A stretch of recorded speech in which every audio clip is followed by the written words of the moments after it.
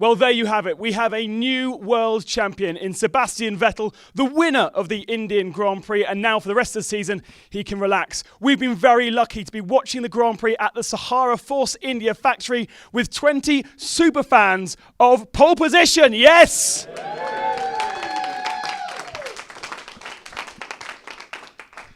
So very, very briefly then, Sebastian Vettel with the option tyre at the start of the race had to make an early stop and work his way through the pack, but his pace was just supreme in comparison to everybody else and took a comfortable victory, especially as his teammate, who's the only person in a half-decent car, had to retire with an alternator problem. We're going to break the race down into little sections and talk to our fantastic forum of fans here, find out what they think. Firstly, is everybody happy that we have a world champion in Sebastian Vettel? With a race like that? Yeah? Right, Jeff, I was sitting down. I'm going to come back, sit down beside you. Sebastian Vettel then, it wasn't the most exciting race from him. No, it wasn't, but I think that you've got to give credit where credit's due. And the guy has only been in Formula One for 6 years, and he's now the world champion for the 4th time. So where is he going to end up? You know, he could out Schumacher and end up with more world championships than anybody else. I think he's a fantastic talent. He's only 26. Okay, it may be to the casual observer getting a little bit boring, but I don't think it's boring. I love watching the best, driving the best, winning. But I think you've got to, today as well, say that Grosjean had a fantastic race. To come from, was it 17th, to the podium was magnificent, especially after his season last year. And I think that Rosberg as well shows that if Mercedes put the work in over the winter, which I'm sure they will, that they could well be up there next year as well. But yeah, brilliant race. Talking about Red Bull then, who obviously supply a fantastic car, seemingly only to one of their drivers though, because Mark Webber once again having to retire with an alternator failure. We heard that Seb had the same problems. Anthony, how much is it Seb and how much is it the car? Well, it's got to be a combination of both, hasn't it? But it does seem that the bad luck seems to go more on Mark's side, doesn't it, sometimes? I mean, I think Mark Webber's brilliant. Seems a really nice guy to go for a beer with.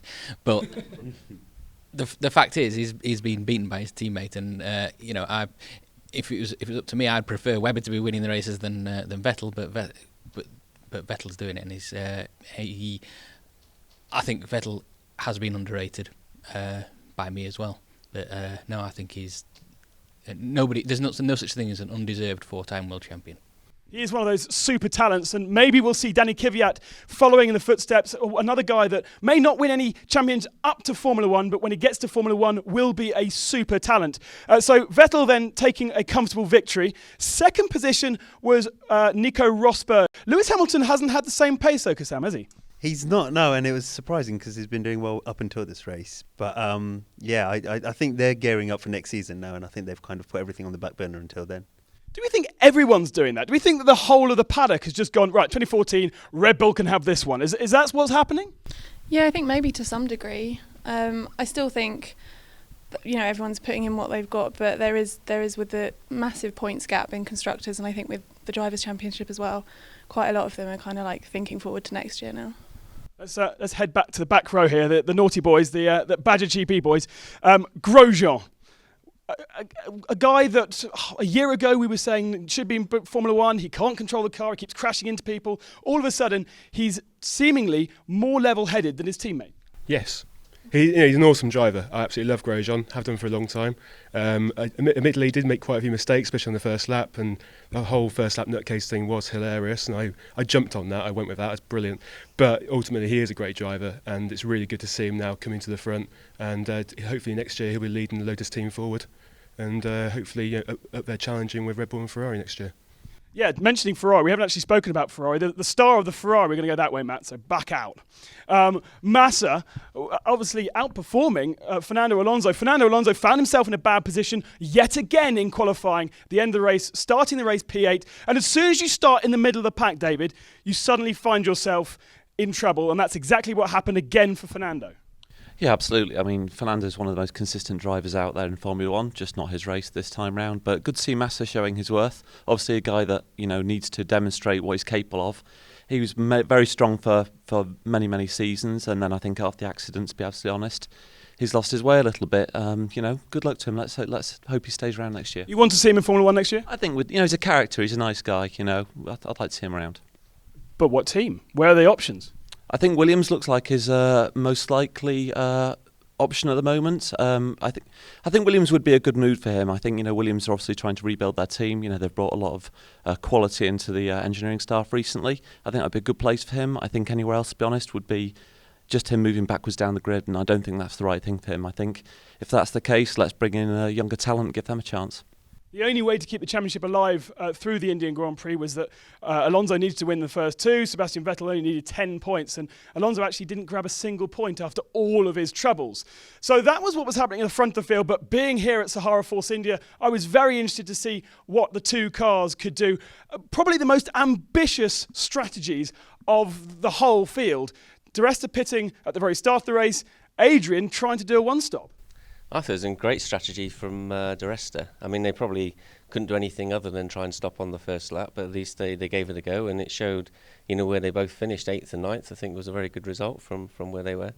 It was a very, very brave strategy. And but in the end, completely different strategies, but they ended up pretty much on the same hymn sheet with picking up a couple of points. Yeah, I think that's why it was such a good race. I mean, when you look at most of the teams, most drivers, went for different strategies. All the teams opted for different strategies for each driver, and they came. Some of them came back and they were very close at the end, and some of them were vastly different. I think, it just goes to show there's a little bit of luck in terms of where you come out. And we're talking about Alonso. Alonso had a bit of bad luck this time, probably the first time this season. But then when he's put right back in the midfield, he couldn't get through them. So where others actually did. So maybe an unlucky race for him, but maybe it was one that he deserved. First time he hasn't finished in the points since 2010, so he hasn't had a bad run. Nice stat, like that. It was not the most exciting race ever, but we have had a champion out of it, and it's probably one of the last times we'll be going to India. So is it going to be one of those historical ones that we're going to remember for 10, 15 years down the line? Do we think? No? Only for the donuts. Actually, yeah, good point. Respect to Sebastian Vettel. I think the end of that race, I just thought, Sebastian Vettel's done it again. A bit like the Schumacher era. But then pulling out the donuts, getting rid of all of those pickup that he has to pick up on the tyre to make sure the car is as high as possible. He could have worn those rubbers down so much that he might not pass the height limit now. But it's great. It is absolutely fantastic to see a driver purely celebrating. And even Mark Webber threw his gloves into the crowd when he retired out of the race. So really nice to see all the drivers really absorbing the Indian Carnival atmosphere. And I really hope as well that we'll see the Indian Grand Prix back on the calendar in 2015. So for the rest of the year then, we have three races left, is that correct? Yeah. Four races left. No, 3 races left. Yeah, Abu Dhabi, Austin, and then Brazil. We don't have to think about the championship anymore. So what are we looking forward to in the last 3 races? I think perhaps that Red Bull won't have to try so hard to win everything, and maybe others can just take bigger risks. And it would be quite nice to see somebody else win a race. Yeah, exactly. But who? Is there anyone that can answer the pace of that Red Bull? At the moment, no, not unless they have some bad luck. But Lotus are pushing them hard. Mercedes pushed them hard. And you would have to suspect that everyone's now thinking about next year. So Red Bull may make some mistakes. Maybe we'll see some action in the last 3 races. It'd be nice to think we would. Jeff? I was just going to say, I think as well, we've got to consider the fact that the limited number of engines per year might start coming into play now. Because I'm not sure, I haven't seen the stats as to who's used their engines most wisely. Has anybody seen? No, you have. No, we had a couple of situations where teams were retired with serious mechanical failures, but actually didn't look like the car was in any damage at all. So one of the Caterhams retired like that, and Nico Hülkenberg also retired through a serious mechanical failure, but we didn't see it, and the car didn't grind to a halt. It was almost like it was pulled to keep the engine in one piece, and Webber had the same problem with his alternator. So that was the Indian Grand Prix. A massive thanks to Sahara Force India, and I hope you've enjoyed our Sahara Force India weekend on pole position, and keep in touch with everything that goes on the channel. Make sure you subscribe if you haven't already, and of course comment below. We love to chat. This is the first place that welcomes you to the factory. It's the same factory from the Jordan days, from the Midland days. Are you visualising, getting in the zone? Trying to think where it is. spent time with the designers looking? Do you think you could join the team in the designer department?